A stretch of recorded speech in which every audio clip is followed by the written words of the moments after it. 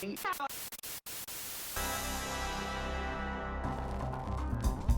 episode of Vic's Basement is brought to you by EB Games. Support us by buying your video games at EB Games.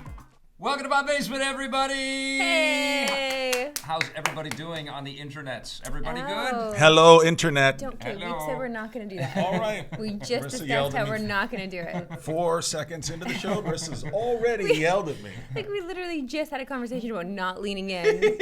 All right. Anyway, hi. We're fresh from Toronto. Yes. That's why I'm. Yes. We are representing. just back from Toronto. Yep. Did you guys get any souvenirs? Just memories. You got some nice memories, yeah. Just golden memories of all of us working together. I got to tell you, awesome. this is the first time I've been to Toronto where I really appreciated it. I thought it was an interesting metropolis. What did you think before? I didn't like it. Why? But I just didn't. I didn't like it. It's not my favorite Canadian city. I have other favorite cities. It's Montreal is a better cities in the city. world. Vancouver's a better city. Saskatoon is a better city. Holler. Edmonton is a better city. No, and then Toronto, that's not I just true. felt like I wasn't interested in it. But I like it now. I think I know what your issue with Toronto is. What? Most of the times that we're there, it's for Fan Expo or something like that. We walk within a 4-block radius. And it's August. It's always like the entertainment district and we have awesome burritos and stuff like that, but it just looks like big business. We did all have around us. good food this time. We had good. I thought the people were beautiful and dynamic. It reminded me of New York a lot, and I felt it just was a little nostalgia for me. Right. It's sprawling and huge, and we saw a little bit more of it this time, which was good. We did. Yeah. I went down a street named Yanj. Did you guys go down there? It's young. Did you guys go down Yanj? What? Oh, yeah. Yonge Street is We very enjoyed famous. some California sandwiches. Yeah. We did. And the food is good there. Okay, Oh, but yeah. All of that pales in comparison to working with Ben, Jose, Steve, Raju, and Sophia, which joined us, and we did the Rocket and Ray Gun Awards, and that airs over the next 5 days, I starting think it's on Monday. some of the best work that everybody's ever It was done. awesome. It We was had great. a lot of fun for sure. And it was so nice meeting Sophia in person because I hadn't actually met her yet. She was so cool, and I love how she was backing me up with Animal Crossing and Yoshi's That's Woolly right. World. Every time she said something, Marissa said something, Sophia would be like, Yes. you go, girl. No, really, because That's how these guys women are always hating. No, stop. It's people that appreciate and love the same No, games you that I guys love. like the lady games. We And clearly have to hire more women. Yeah, Right? like going Sophia for it. Well, and Marissa. Honestly, though, I mean, we need a little bit more equality in the conversation and all of that stuff. I think it's hard to find women who are really into this. Gotta find them. We got to find them. And once financing is sort of falling into place, and I've figured out a little bit more. You got your scratchers right now? Well, I don't know who they are right now, but I absolutely, I've got my scratcher. I'm absolutely thinking that there has to be a little bit more parity with the hiring and the hosting and all of that stuff. It's ridiculous. That's Gotta enough of change these some stuff. white guys with glasses. That's it.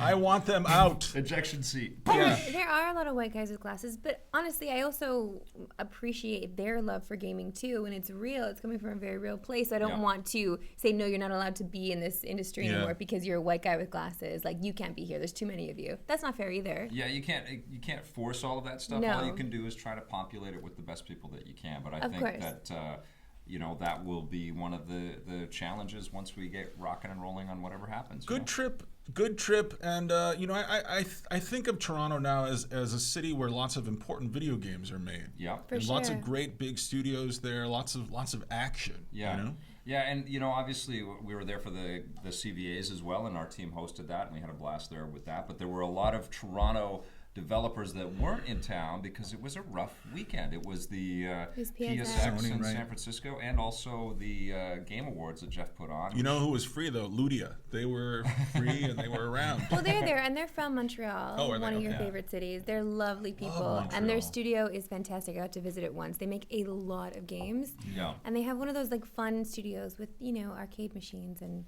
just fun stuff to do if you're not actually working. Vic's got arcade machines. That's true, but we're usually busy doing other What's the things. one you have? The arcade I machine. have Computer Space. Vic has a computer space. Which was the first one that Nolan Bushnell got involved with. It was actually in the movie Logan's Run because it looks so futuristic and weird. But it was a total It's commercial beautiful. flop. Like Yeah. it's a beautiful piece of pop art. Like Yes. I love it. Yeah. I envy you for lots of reasons. I have a museum You have that beautiful wants to hair. borrow it, actually. He has nice cheeks. You have beautiful hair, beautiful cheeks, huge penis. Thanks, man. And I haven't he's a seen the great- penis. I would know. I would know. He's a warm friend. Oh, thank You you. are. warm Listen, Thank you. I know you don't want to talk about this, and you're never going to feel comfortable doing it, so I have to do it. I don't know if today is our last stream of the year, but this is an important stream. This is an important time on EP Daily. And I mean, we're coming to the end of our TV contract. We're coming to the end of this incarnation of EP Daily, and we're changing into something else. I don't know who's going to be involved in the future. You're definitely going to be involved. But it is a transition time. And so today is going to be a little bit of a nostalgic look back at the history of Electric Playground and EP Daily and Reviews on the Run. Okay. What's wrong with you? Do you have something that you're rolling? Well, Tommy Tallarico is here. Let's bring Tommy in. Let's bring Tommy in. No, listen, I mean, there's a lot of history here. And I do want to spend a little bit of time today talking about that stuff, and we're going to get back to it. But maybe let's run through the news really quickly, and then we'll circle back to some of this, this sort of EP memories. Okay. Okay. Are you okay with that? Yeah. No, I'm So okay. that's later in the show. Well, it's like 5 minutes from now. It's not Okay, that all much right. later. All right. Well, we do have Blake's news because Blake is Yeah, awesome at let's do collecting it. us some actual, things to talk about. We love you, Blake. Psychonauts 2. I love you too, Vic. Rhombus of Ruin, the VR spin-off. So Double Fine.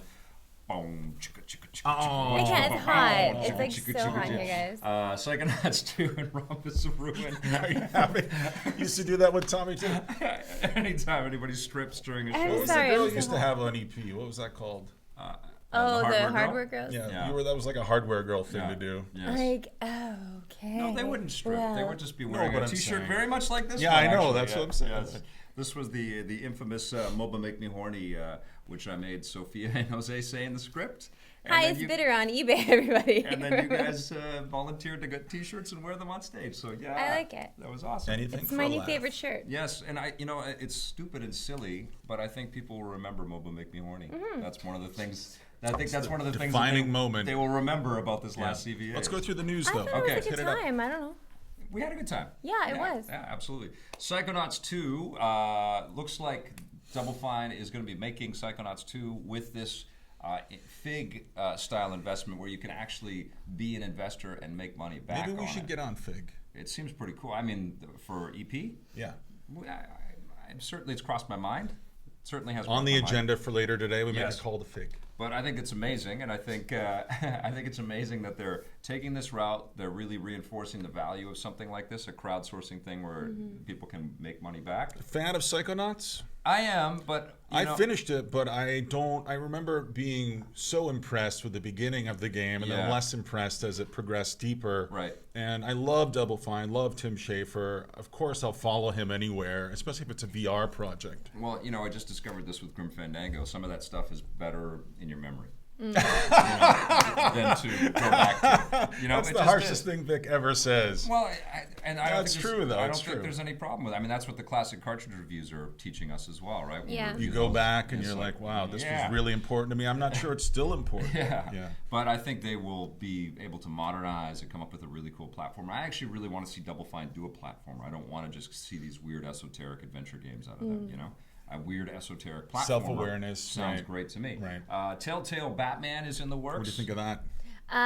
Well, I mean, I like Telltale anything, but Vic must be really pumped. Oh, I'm super excited. Yeah.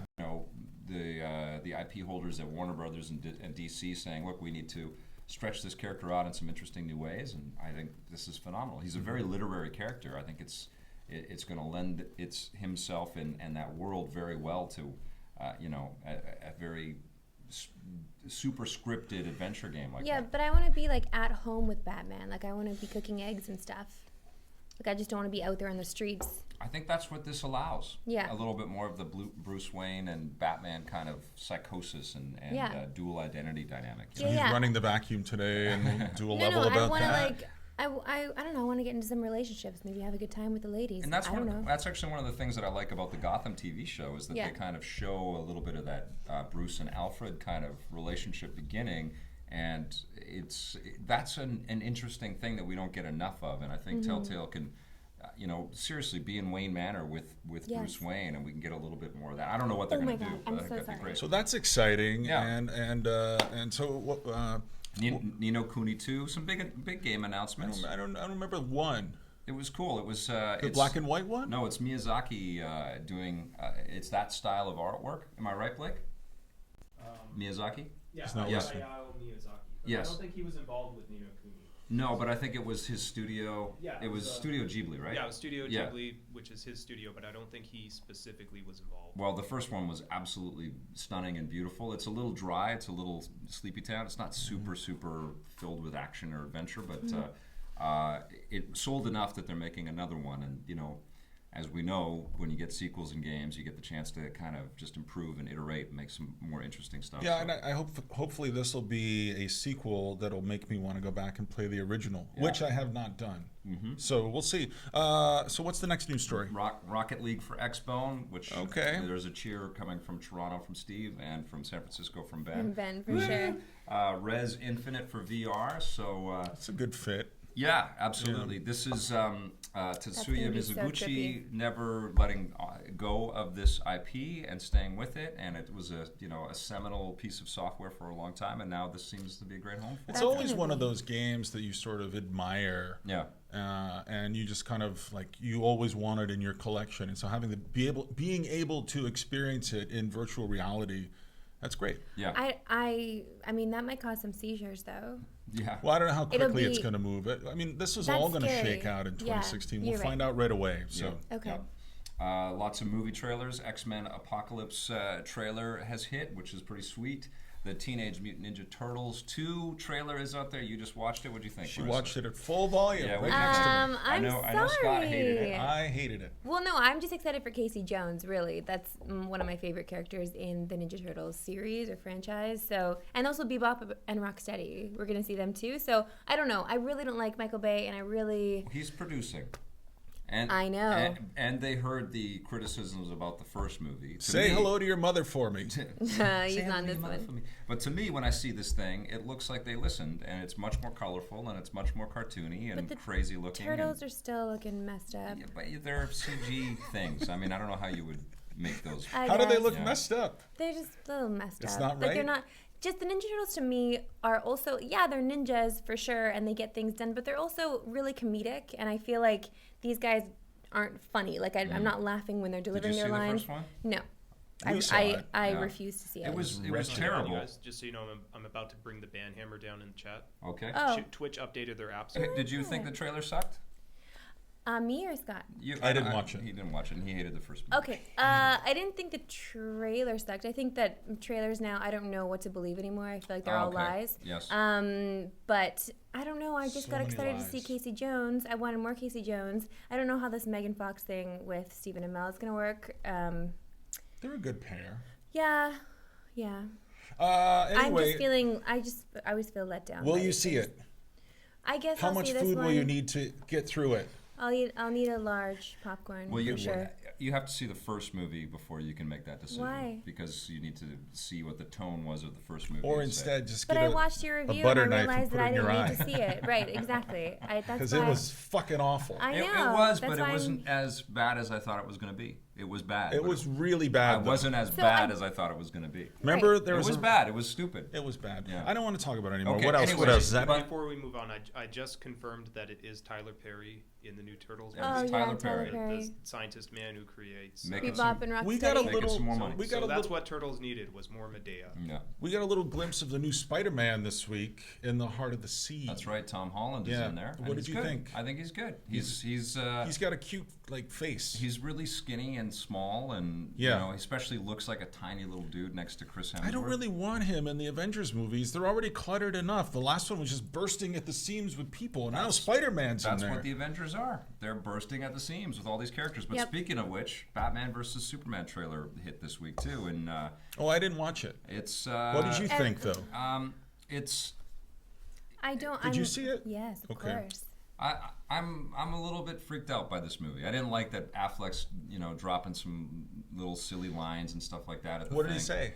Wonder Woman appears at the end of the trailer, and Superman says, "Is she with you?" And he goes, "No, I thought she was with you." So he looks like he's trying to be funny, but he looks really dumb for Batman. Yeah, Batman's not allowed to do that. Yeah, Batman should have just said nothing. He should have said, something, you know, like He should have just said nothing and just stared. back off or something, you know, or whatever. Or just looked over at him and then looked back at her, like not saying anything. Yeah. That's the way Batman should be. And Eisenberg as the Joker is kind of channeling this kind of wacky, or not the Joker. I called him the Joker because he's channeling Riddler. the Joker or Riddler. Or Riddler, yeah. But he's in this Lex Luthor. Luthor thing, you know, and he physically is so non-imposing next to the two giants that are there, which is an interesting. Oh, Henry's huge. Interesting visual, but I just think this crazy skittish, super fast-talking dynamic is not Luthor. You know, Luthor's a really smart. Even if he has been modernized and he's running, you know, social media conglomerates or whatever. He's Tell like me what you liked nerd. about it, though.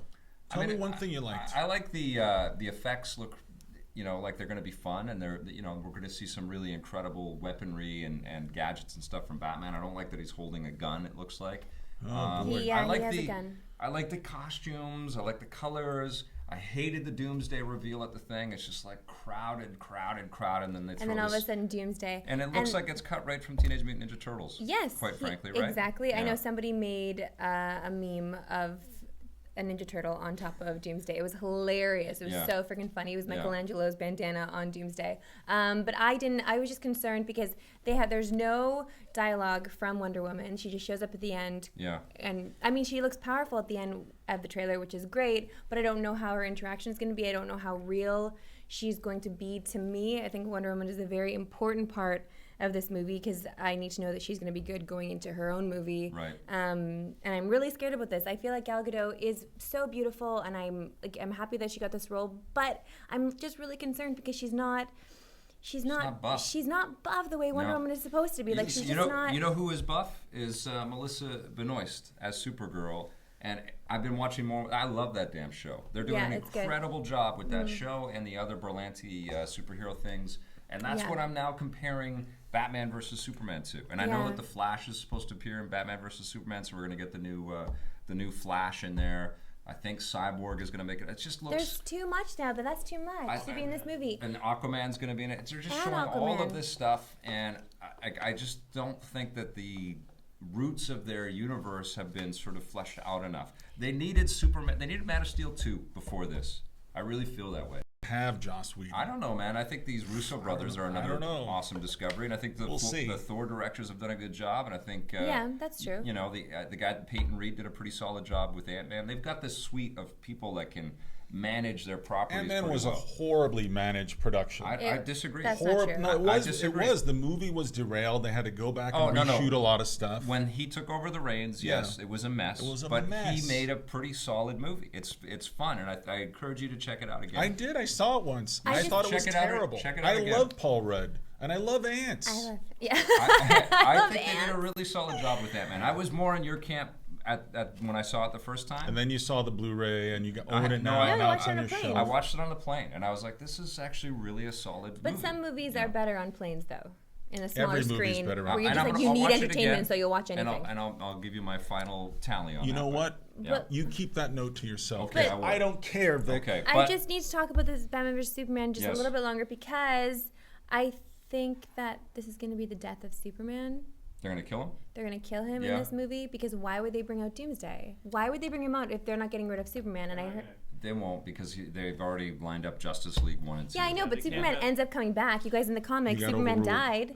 You got overruled. Right? He died. I forgot. No, you're right. In the comics, Superman died. That was the biggest selling comic book of all time, right? I mean, if they introduce all those characters and kill Superman off in the same movie, that is going to be the most stupid piece of shit that they could have. Since Fantastic Four. I mean, honestly, like it's just going to be lots of it's going to look like a cat fights all the way through the movie with explosions. Listen, does anybody have one last thing to say about this before we move on? I can't wait to see it. I honestly. What's your last thing? Yeah. Please don't let me down, Wonder Woman. Please don't let me down. I'm worried as hell, but I can't wait to see it. Let's talk about Electric Playground, which has been around since 1942. Okay. And I think 1942. It was originally almost won the war. It was part of a newsreel. They would show it before you started seeing your motion pictures, and Vic would come out. Welcome to Electric Playground. Ladies and gentlemen, here on the front line, we're talking about something that hasn't been invented yet. It's called a video game. Let's talk to Tommy Tallarico, who's on the front.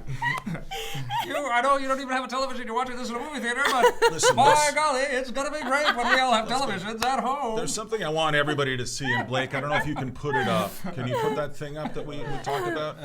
You're talking about the photo? Yeah, Yes, I can is put that that up. possible? Okay, I want to go back to the Right now. beginning, and I want everyone to see what kind of kid Vic was and how cute he was when he was a kid. He's still super cute fresh. now. Yeah, he's still I cute. think we might momentarily lose the audio when I put it up, though. Photo was, That was me, yep. but that was was it before or after you'd seen Oh, Star after. Wars? Yeah, okay. absolutely. Do you guys want to put it in the TV? Yeah, why don't you It's put it pretty on? easy. I Yeah, I can can put do it on that the right TV. now. Okay, cool. Because I All want right, to see. so we'll have some so technical work being done behind us Tell as me we were talking about. why you felt so inspired to make your own Star Wars T-shirt. Well, that was the day when you could tie-dye stuff, and you would just get little paints and stuff like that and be creative. And my mom was always a person that kind of encouraged us to draw and color and do crazy things. And I think she must have got us some T-shirt paints and some T-shirts and said, do whatever you guys want to do. you know? So did your brother make one too? I'm or- sure he did, yeah. Okay. Yeah, we used to do little, we used to get our action figures and take our cameras, our film cameras, and do little action figure theater type things. We would try to take tons of pictures of them and doing different still things, and then we'd flip through the pictures when we Your stop motion. our own little stop motion things. Were That's you at really that cute. time? Were you aspiring to be a filmmaker? Because you both would grow up to become actors. This is like 60 Minutes. Yeah, I think we were. Yeah. My brother Maybe stop. was absolutely acting. I think Yeah. we were. Yeah, but you know what? We auditioned for Leo and Me. My brother went up for Leo and Me, which was the Michael J. Fox show in Canada. And my brother came close. And when he went in, I went in after my brother too to read for it too. So I think that's kind of when we got that first idea of us as performers as a bug. And then I took acting in high school, and he kept doing some theater stuff, and then he ended up working on 21 Jump Street in Northwood and all that stuff. That's my brother. It's very low res, but yeah, that's us right there. Star Wars right in your belly. Yes. Oh, where'd it go? Do you remember making that T-shirt, or No. do you think your mom made it, or do you think you made it? It looks like your handwriting. Oh yeah, I know. I made that. For sure. Star Wars. What with a inspired dash. you to make it though? The movie. So you saw the movie, you're like, Yeah. I love that movie so much. I want it Absolutely. on a T-shirt, and I'm going to wear it. I'll tell you, I love Star Wars so much that it absolutely kind of expanded my mind about the idea of creativity and the kinds of jobs that were out there and the kinds of It things. really did. It broadened all the horizons. Yes. In an instant. Yes, and I was nervous to see Star Wars because I was pretty young when it came out, the trailers all made it look like it was going to have scary Darth Vader and scary Chewbacca, and I was a little terrified. I was like, I don't know if I can handle this. Right. And then I saw it and I freaking loved it. And I remember walking home. It was a nighttime viewing, and I remember walking home with my mom and a bunch of friends, and we're walking down a street for many, many blocks, and I was just elated, and I just loved R2-D2. I just couldn't believe Like that he would there be a was- friend of yours? Yeah, I couldn't believe there was something that cool designed, that he was a robot, joy, a little piece of love and joy, The robots do have so much personality in the 1977 Star Wars. Yeah, They do. Like, yes. they're full characters. Yeah, and by the time Empire came around, I was fully on board with all of this stuff. So I was for first in sure. line for Empire. Well, I you know, skipped school. we've been I talking saw it about like 3 times. We've been talking about the origin of Electric Playground and EP Daily, Yeah. and we're going back to the very beginning, but I feel like that's the origin photo of EP Daily. I feel like a lot of things were born that day. Yeah. Like when Star Wars came out and we all became interested. Sure. Same for me as well. Sure, yeah. Like that day, who I am now was kind of born, and I feel like that day was when you were born and EP was born. Well, I never, lost that sense of wonder for imagination and creativity. And respect for filmmaking. And games were born out of that as well, right? I mean, my Atari 2600 was purchased, maybe months after that, and then I was consuming those games and spending all of my paper route money on cartridges, and then I got a ColecoVision, then I had a Vectrex, I had an Atari 400 computer, an Atari 800 computer, and I used to have all my buddies over to my house every weekend. You'd make Star Wars shirts for everybody. Well, we would play games forever, and my mom used to say, look, the electric bill is ridiculous. You're going to have to start paying and you were electricity. like, electric bill, Yeah. electric playground. Thanks, Mom. So wait, that would also be your Star Wars memory, right? That moment right there? Yeah, well, maybe not the T-shirt moment, but it's certainly the Empire Strikes Back, I think. I think I was on the news in Vancouver. Oh. Yeah. You were? Yeah, I think so. Oh man, we gotta find that And roll clip. And I did that again for Raiders. Not Raiders, because I was nervous that was a big. I don't understand the nervous Vic Hey who's guys, worried. Just so you know, I figured out how to show the photo and have audio at the same time. Awesome. So I just put it Ah. up on the screen. So. Okay, cool. Excite. No, with Raiders, I was again. The trailers made it look like it was a big, religious fable around Moses and all that There's stuff. a pit full of snakes. Well, not even the danger. I thought it was just going to be like a movie about. I thought it was going to be like a Sunday school movie, and none of that stuff was appealing to me when I was a kid at all. Right? It was just like, oh my God, I can't deal with more Sunday school. And but when I saw it, it was that changed everything for me too. I always remember one story I remember a lot of your stories, but the one story is when you went to the theater, you saw something you liked. I don't know if it was Raiders or something after Raiders, and you just stayed and watched whatever. I did that for Empire. I saw it 2 or 3 times. I did that for Jedi. So you could just stay in theaters I back saw then? Indiana Jones and the Temple of Doom, and I definitely was because I was dressed as Indiana Jones. I was definitely on the news, and I kind of had to fake, like I was playing hooky, so I was like, oh my God, are my teachers going to see this? Was that 1981, 1982? Doom was 85, I think. It was after Jedi. Temple And of Doom was 84? That's what Blake it was knows. 86. He wasn't even born yet. Yeah. Who was it? You Blake. were? Oh, Blake was. And Jedi I saw 3 times, and I wasn't first in line for Jedi by that time, which was weird because I had been first in line for all. And you you're were so also- disappointed. Yeah. You were also you were a teenager at this point. Yeah, this You were was- starting to have your first sexual feelings. Well, no, they can be distracting. Okay, yeah, because I wasn't first because of sexual feelings. Well, I don't know. I remember it being a confusing time. And more about me. So then after Jedi, then you were hooked on Raiders, and then And then Batman, Tim Burton's Batman. Oh, yeah, and, when was that, and, like 89? That was 89, Yeah. and the Terminator what a 2. string that is. And Aliens, and all of these things were... Terminator 2 was such a moment. Man. Right. And then there were Jesus. games along the way that sort of complemented all of these crazy It is true. concepts. It's a 1-2 punch. Yeah, You're right. Yeah, absolutely. totally. And then I got into acting in a bigger way through high school and then through university. What was that show you're on, Border Town? Yeah. And that's the one where you died. I died, yeah. I was in one episode. But I was getting that It's work. good acting, though. I was getting that work before I got out of acting school. Oh, And really? I thought I had a main stage show in Vancouver that I was rehearsing for before I had graduated from school. And I thought, okay, I made it. This is it. Right. There were posters of me all over the city. you know I was River getting Phoenix? interviews. That's so cool. No, my brother did, though. Were you jealous of him when he was in Young I was Indiana very Jones? jealous Yeah. of River Phoenix. Yeah. I was, no. I mean, I certainly always wanted that. I But thought wasn't that he the would've been young awesome. Indiana Jones? He was, yeah. Okay. And so was, what's the guy? They actually had a young Indiana Jones TV show, and the guy that played him was pretty good. He was Oh. Huh? No, it wasn't Hervé Villachez. No, I forget his name. He is buds with Daryl on The Walking Dead. They've done a bunch of movies together. Okay. Oh, Um, like they did the one where they're brothers. yes. Why can't I think of the name Boondock right Saints. now? Boondock Saints, yeah. He's the other half there. I forget Oh, what yeah. his name is. He Yeah. was decent. Sean Patrick Flannery. Sean Patrick Right. Flannery, yeah. So I was more envious of my brother because he was getting all of this TV work all the time. It was crazy, and I was spending money in acting school. Can you tell me about the Right. transition to going from someone who consumes this stuff and appreciates it to someone who makes media around it, like that moment? And there's always, I know it's a story you've told before, but Yeah. I would like to hear it one more time. Well, I mean, it's you know what I was doing. I mean, in addition to going to all of these movies and playing all these games and spending all my money on the entertainment aspect of it, I was also spending a fortune on magazines, and I still have tons of them. I was Like reading what kind of magazines? Starlog and Premiere and Antic, an old Atari computer thing. There was old video game magazines. I had all of them, computer games and entertainment. I still have tons of these things. Did you from ever the want to early 80s. become a game developer or a movie maker instead of doing what you're doing? I'm sorry, I know you don't Let him like tell this. the story. No, I mean, I love the idea of helping to build a game for sure, but I don't think that's ever been the first driving force around my discussion around this stuff or my drive towards this stuff. You know, I did work as a game designer, and I had a really good time, and I had a really tough time not, stopping that and coming back to Electric Playground. Actually, that was a very tough choice for me. But I feel like I was supposed to do this. You know, I feel like all of my God, you training. built for it. You have the face for it. You got the body.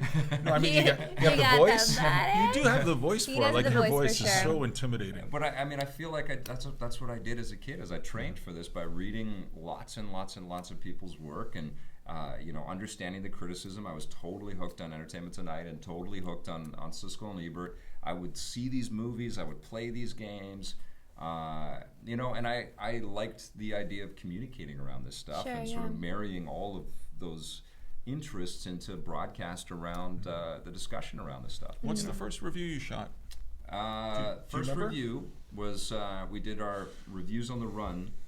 We didn't have a name for it, didn't know what it was going to be. That came out of being out in the field.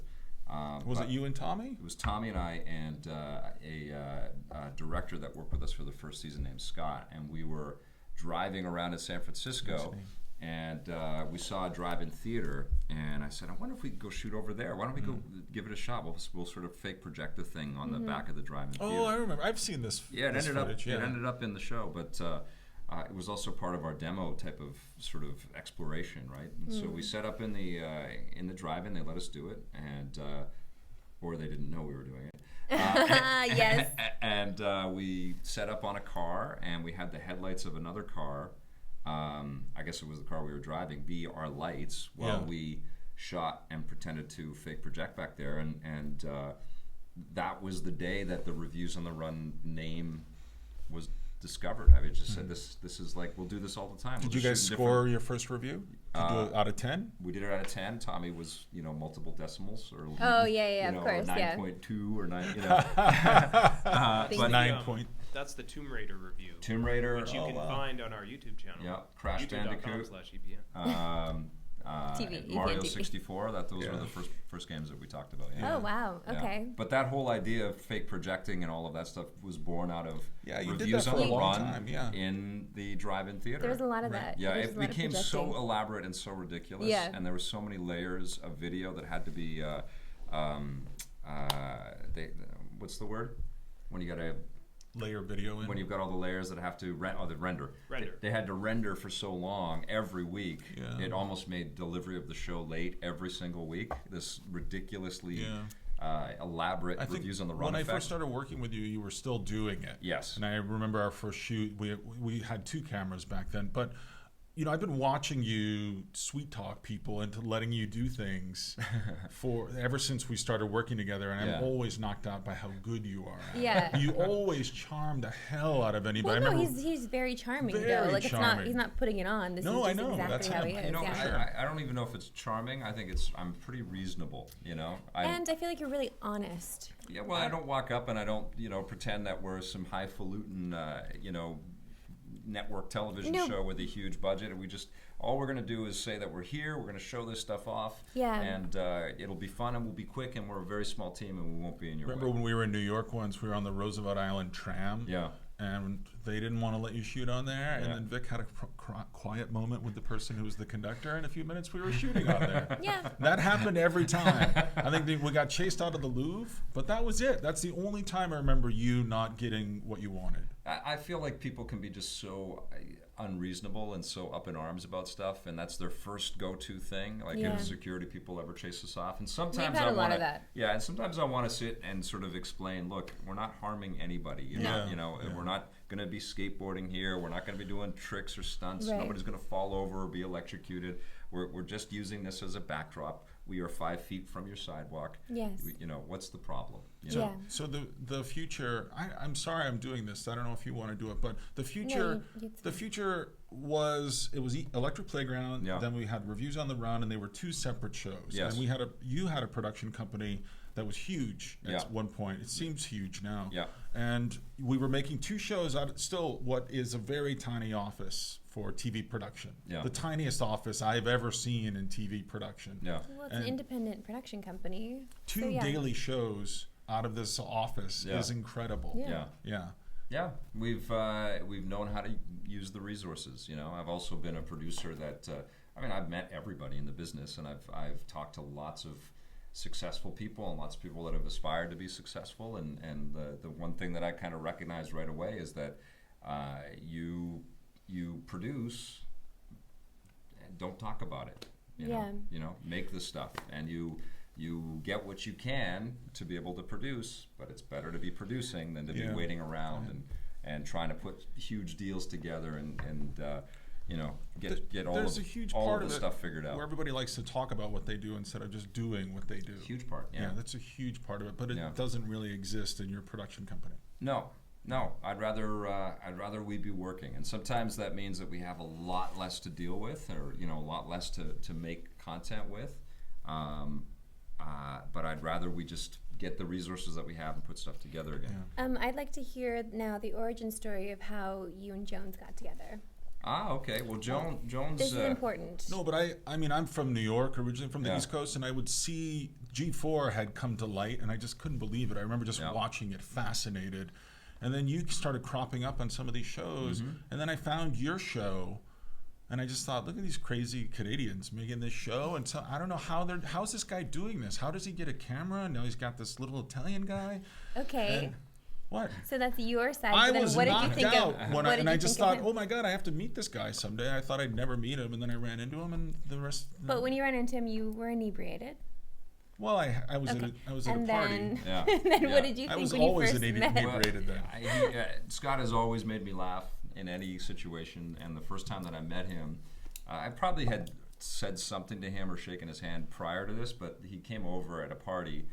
We were at GDC, and Oh, your he favorite said, place. It was E3. Was it? It was a THQ party at E3. Okay. Oh, okay. Well, he came over and he said, "Don't you ever just want to punch Tommy in the face?" And Because I would always I watch a was- show. I'm just like, I can just see Vic like, you're just rolling with Tommy. I'm like, look, that guy's an asshole. And now I'm the asshole. Yeah. So you can dream, kids. Tommy was very opinionated, and he Yeah. taught me a lot. Yeah. He Right. taught me how to deal with all kinds of things. I couldn't believe when you called me though. But what Oh, was yeah. your I couldn't response to believe him it. saying that to you? I just laughed. I mean, Okay. I'd certainly He that didn't wasn't know my the- name. It wasn't certainly the first time I'd heard anything like that. And Sure. I'm sure Tommy's heard that from on his side too. Right, It's of like, how could he course. put up with that guy who loves Or no, everything? like how does Vic not punch you out every single or day? that, whatever. But man, watching the show, I was so impressed by what you guys were doing here, and I can't even still believe that I've had all these years with you guys. I Yeah. still want to know how you connected. You keep interrupting. We did. Well, That was Tommy it. was No. leaving. Tommy was having less and less time to work on the shows, and he was working on Videogames Live. And of Okay. course, I was flipping out because he'd been the guy that I had been partnered with Mm-hmm. for lots of already big changes by that point. But it was time to start thinking about other kinds of people, other hosts that I could work with. Mm-hmm, And so I did what Ebert did when Siskel died. You know, Spin the wheel. yeah, he worked with a lot of different people to until he ended up with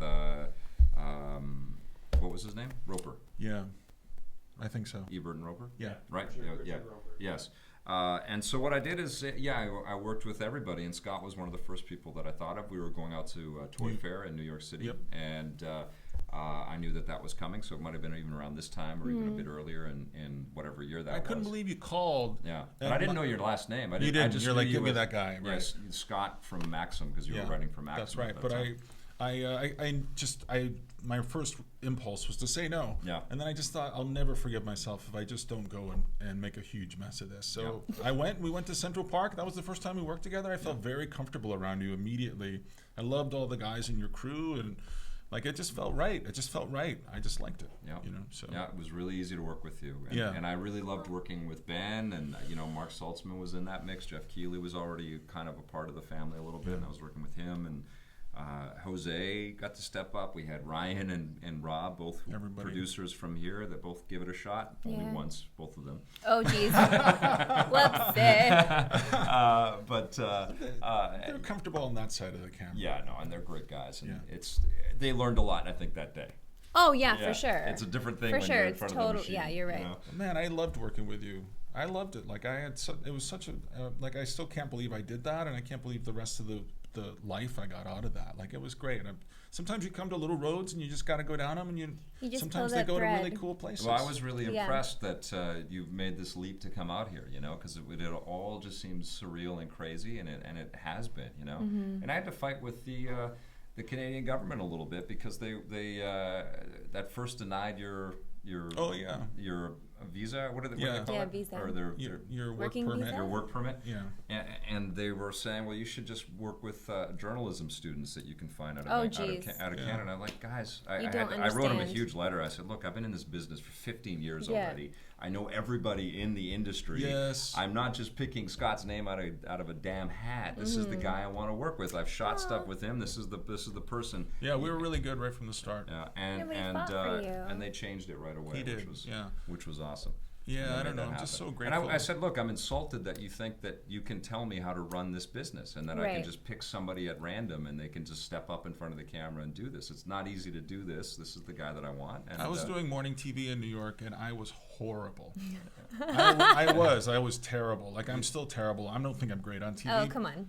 I don't, but I feel like I've gotten better, and your encouragement and the space that you let us work in is great. Yeah. And I'm so grateful for I don't know, we've been together for almost 10 years now. I know, probably, dude.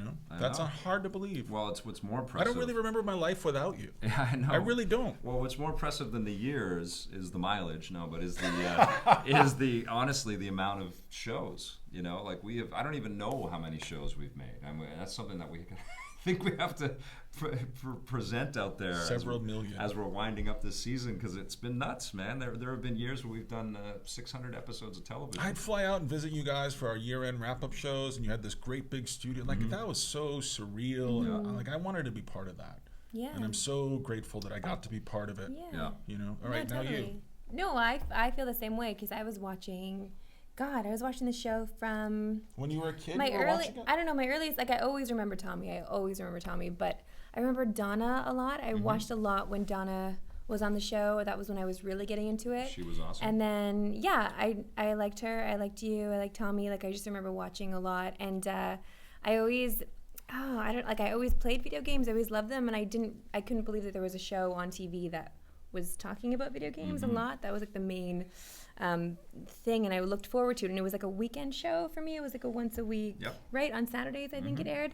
So it was always a comforting Saturday, make my coffee and just wrap myself in a blanket and watch the show. It was just one of those fun weekend things that I did. There was a surreal moment in Canada on television, which was really weird. I mean, it was the precursor to us having a daily show, but we had done a deal with the Craigs were the first people that we did. They're out of the TV business now, but they were the first people that we did a deal with in Canada. And they had a bunch of stations. And then they also had the MTV network. And then Chum got involved with a bunch of stations, and we got onto a bunch of those. And we also got onto the Space Network.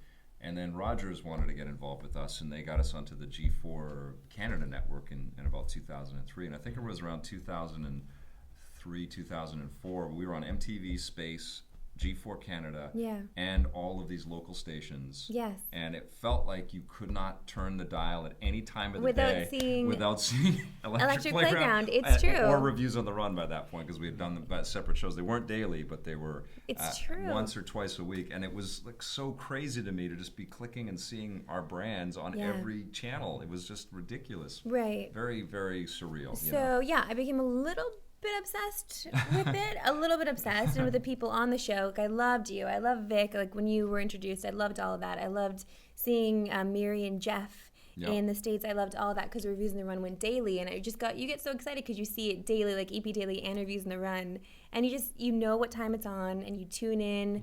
And it's exciting because you want to know if these people feel the same way that you do about the video game that you just played, or should I get this thing? I don't know. I'm going to wait to see what these guys think.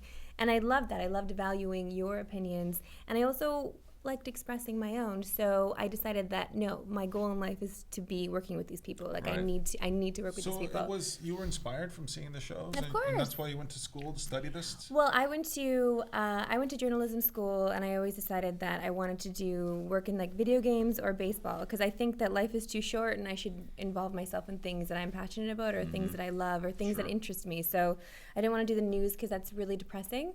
So talk about things that entertain me. So I worked at a different TV station, and I used that TV station to get me into Fan Expo. Said that I was doing stuff for that TV station. I was not. I just lied.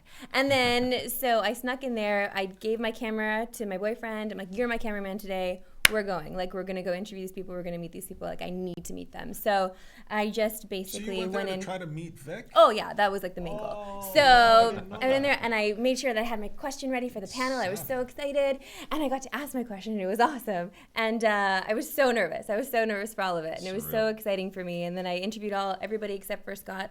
And he likes to remind me that I did not interview him. But he was intimidating to me at the time. Like, interviewing Vic alone was scary for me. But then Scott just always seemed so grouchy that I didn't want to upset him in any way. Yep. So it's not just an act on. Right, exactly. He's real. Guys, I can hear you. So that was my experience. I don't know how it looked to you guys on the other side, but I was just like really nervous and excited. I mean, that is the future for things like us, and certainly any website or anything like that. You need to hire people that don't just have a school background. Yeah. And have maybe done a little bit of writing or stuff. You need people that are going to hustle and already have a kind of their own brand and their own ability to create. For a couple of reasons, because the team sizes around media creation are going to fall and drop no matter what outlet you work for. And so you need self-starters and people that have motivation and have an ability to produce all of that stuff. So I saw that immediately in you. Yeah. And I know that as this evolves into whatever it becomes, that's what I'll be looking for as well. Sure. And there is a possibility that we could be doing a lot more than what we've been doing in the future. And what's going to be surreal to me is that I may be employing people that are directly influenced by what we've been doing, and now they're doing some of that stuff as well, which would be crazy. But to come full circle. It is nuts, yeah. But you have to hustle, and you got to show that you can do it on your own right now. There's no way. I mean, do you want to talk about the future a little bit? Do you want to talk about what you want to do or what you feel like, or? I mean, it's so up in the air right now because there's just, what I would like to do is more of what we do and then some. You like going to the movies. Yeah. You like playing video games.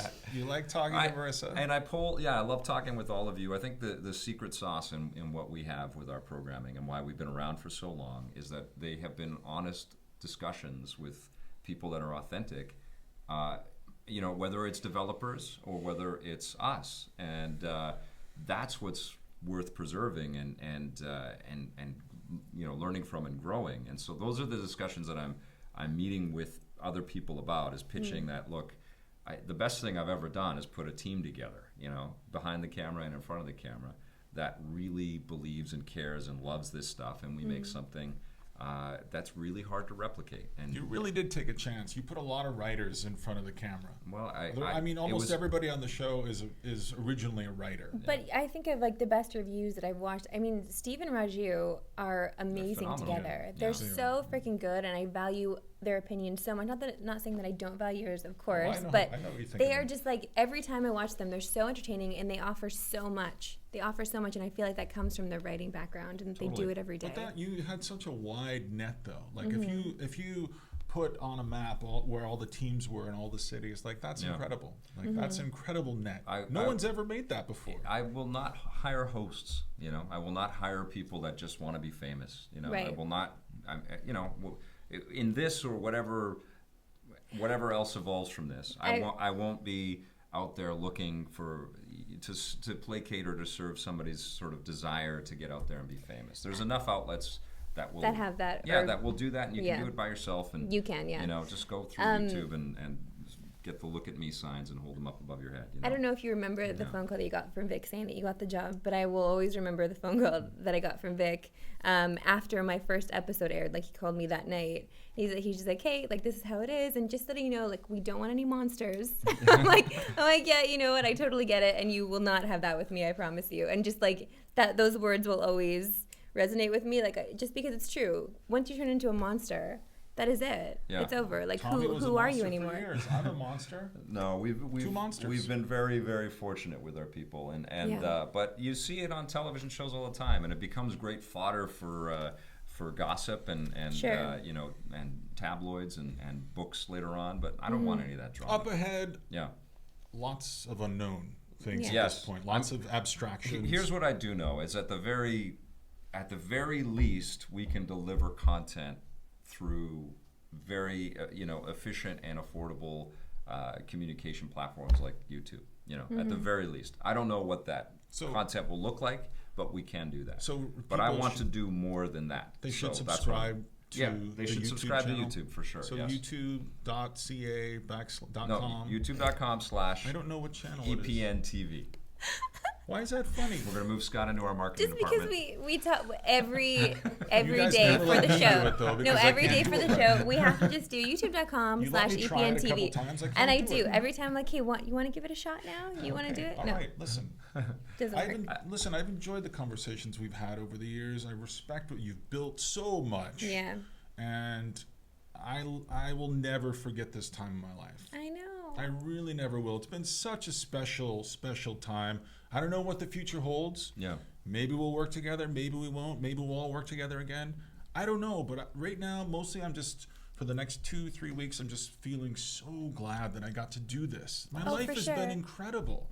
And a big part of that is thanks to you and thanks to the great shows you've made and the things you've built. Thanks to these And people. thanks to the people for watching. You know, honestly, and the people For that are sure. signing up right now and tweeting out about, you know, suggestions of what broadcasters should do with decisions that they've made, or you know, or other places that might be a good fit for us, or whatever. I've read all that stuff. It's fantastic. And, Yeah. and trust me, I'm leaving no stone unturned. And like I've been saying, it's just, especially with the holidays. I've done a lot of pull the rabbit out of the hat type maneuvers in my career. Year after year. Big time, yeah. Especially at the end of the year. But Yeah. this has been the first year, and I'm telling you, you know, like I've talked to a lot of people already. This has been the first year, and it's not because there isn't interest. It's because it's crazy at the, you know, paying for media level right now. There are a Yeah. lot of people that are really nervous about whether they have jobs or careers or networks to work for or whatever. Yeah. You know, so I have to take the time to go through all of those kinds of things. And if I cannot get the funding, then give me a few months. I will come back and I'll be straight up and honest with everybody, and I'll say, look, we can't do it. What do you want us to produce? Yeah. Will you subscribe with your dollars? You know, Yeah. if you want that. And I think that's fair, but I also think it would be fair if you've had enough, or or if we've given it to you for free for a long time and you expect it to be for free. Right, I exactly. totally get that.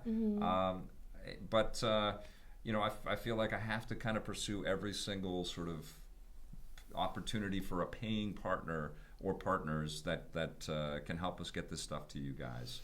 And evolve it too. I mean, I polled everybody on what they want to see more of or what they like the most, and that gives me some really good ammunition for framing up new content, but also if we're going to go in pieces on building up new content, the sort of priority list as well. Right. It's a confusing time. I can't just go to some other space and say, okay, well, this is the show. Write us up a check, and we'll just deliver the show and or the shows. It's just a different time right now. I think I Yeah. speak for myself and for Marissa We'll by see. saying we're just big fans and big supporters of whatever it is you're doing, and we always will be. And whatever you need from us, we'll always be there. So Yeah. if we can help you, we always will. Awesome. Yeah, no, Awesome. I'm so grateful for this. I'm so grateful for I'm all sorry of it this. got mushy. It got super mush.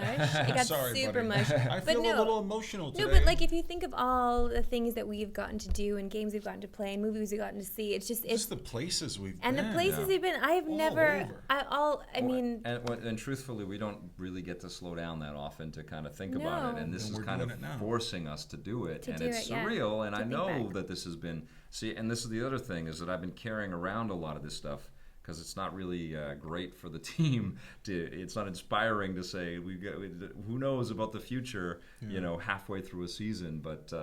I end up having to kind of bottle a lot of that stuff and carry it with me and go We through a didn't lot of know, that yeah. emotion. So it's not always shared right away. oh my God, So that you was. you guys have been sort of, You're been not. learning it as almost the rest of the community is. At It's the same so time. true. Yeah, when you were talking about it last podcast we did together, when you were explaining to everybody what was yeah. going on, like I could not even handle it. And we're doing like a live show, so I'm just trying to keep it together. I'm trying to keep it together. I'm just really quiet listening to you. Yep. We got this. We'll be okay. Like I Santa couldn't. Claus, if you're watching, Vic needs a new show. No, we have a show. He has a show. Well, and that's the thing too, right? Yeah. Like people ask, what are you going to do? You're going to come up with a new show? Are you going to do this? Like, I really cannot come up with a better show than Electric Playground. What about if we did it but with nudity? That would be better. No, I think that I just, like, from my own personal opinion, the show that has always excited me more was Reviews in the Run. Yeah. And I know a lot of people share that opinion as well.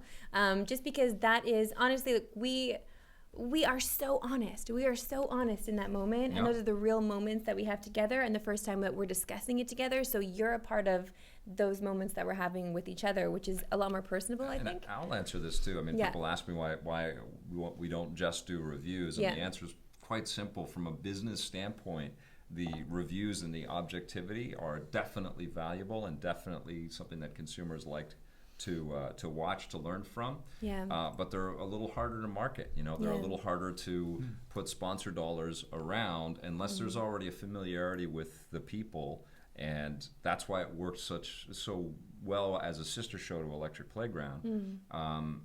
But EP works because it's about the optimism of the future and the developers and the publishers having a say about what they're going to be developing for us and all of that stuff, which I know consumers want that too.